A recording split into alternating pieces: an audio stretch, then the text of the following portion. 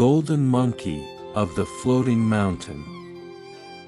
Once upon a time, in a far-off land, there was a mystical floating mountain that could only be seen during a new moon. The mountain was home to a wise golden monkey who had lived there for centuries. The monkey had seen the rise and fall of civilizations, and had acquired great wisdom and knowledge over the years. One day, a young man named Taro from a nearby village climbed up the mountain in search of the golden monkey's help.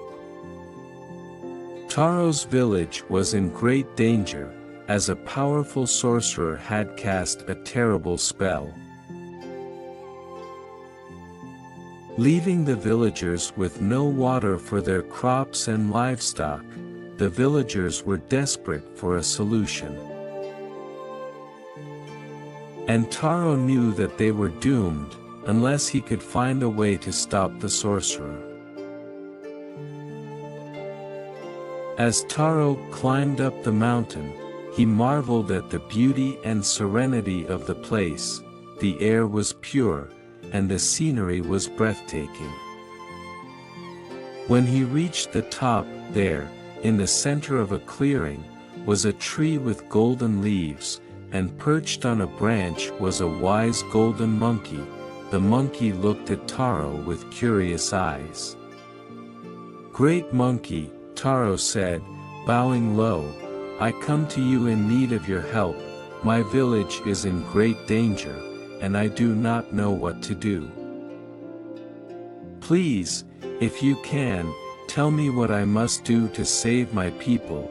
The golden monkey listened carefully to Taro's plight and said, "I can help you, but you will need to bring me 3 objects. The first is a magical map that will guide you to the sorcerer's lair.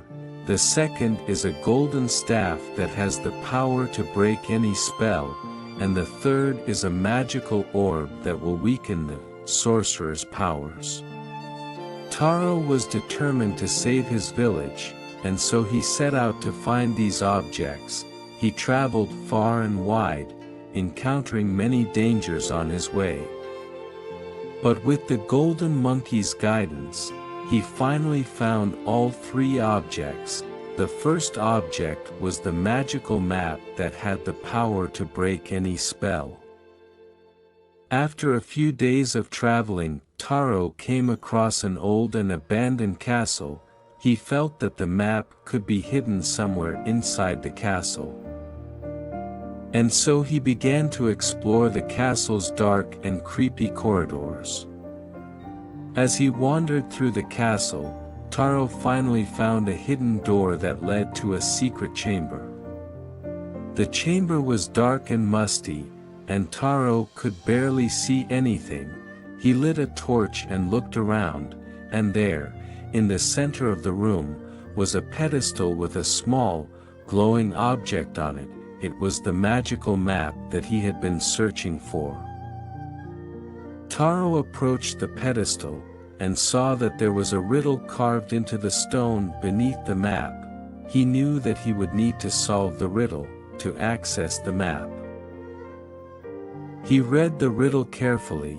"I am a path without a beginning or end, a guide to those who seek to transcend. My surface is smooth, my depths unknown, but those who follow me will never be alone. What am I?" Taro thought for a moment, his mind racing with possible answers. He read the riddle again, and suddenly, the answer hit him. "The answer is a map," Taro said out loud. Taro placed his hand on the glowing object on the pedestal, and a beam of light shot out, illuminating the chamber. The light coalesced into a 3-dimensional map that floated in front of him. It showed the entire kingdom, with all the towns, villages, and landmarks clearly marked. But there was something else on the map, something that Taro had never seen before. a small island, far out in the ocean, marked with a golden star. Taro realized that this must be where the golden staff was hidden. He studied the map carefully, trying to memorize the location of the island. As he did so, the map began to fade away, leaving behind a small, square piece of paper with the golden star drawn on it. Taro carefully folded the paper and placed it in his pocket, feeling excited and nervous at the same time. He knew that finding the golden staff would be his toughest challenge yet, but he was determined to succeed. He took one last look at the pedestal, then turned and left the chamber, ready to continue his quest. The second object was the golden staff that had the power to break any spell. Taro knew that the staff was hidden deep in an underground cave. Guarded by an army of goblins, he traveled to the cave and began to sneak past the goblins, using his skills of stealth and agility. As he approached the staff, the goblins sensed his presence and began to attack him. Taro fought bravely, using his sword and his wits to defeat the goblins. Finally, he reached the staff and took it in his hands. The third object that Taro needed to find was the magical orb, that had the power to weaken the sorcerer's spells. As he continued his quest, Taro learned that the orb was under the control of a powerful sea mermaid, who lived in a giant shell deep in the ocean. As he wandered the shores, he came across an old fisherman, who claimed to have seen the mermaid's shell in the distance during one of his fishing trips. The fisherman warned Taro of the dangers that awaited him, but Taro was determined to save his village and knew that he had to try. He set out in a small fishing boat, rowing towards the horizon where the fisherman had claimed to have seen the mermaid's shell. After several hours of rowing, Taro finally saw the shell looming in the distance. As he approached, he saw the mermaid standing at the entrance of the shell, watching him with a curious expression.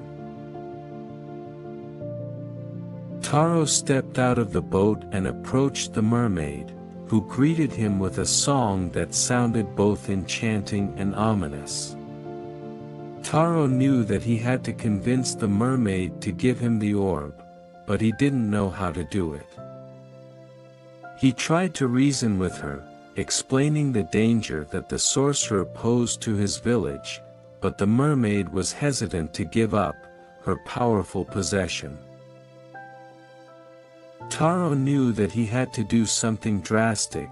He remembered a story that his grandmother had told him, about how mermaids loved beautiful and shiny things. He reached into his backpack and pulled out a beautiful pearl necklace that he had found on his journey. He held it out to the mermaid, and she was immediately entranced by its beauty. Taro used the opportunity to sneak into the shell and search for the orb.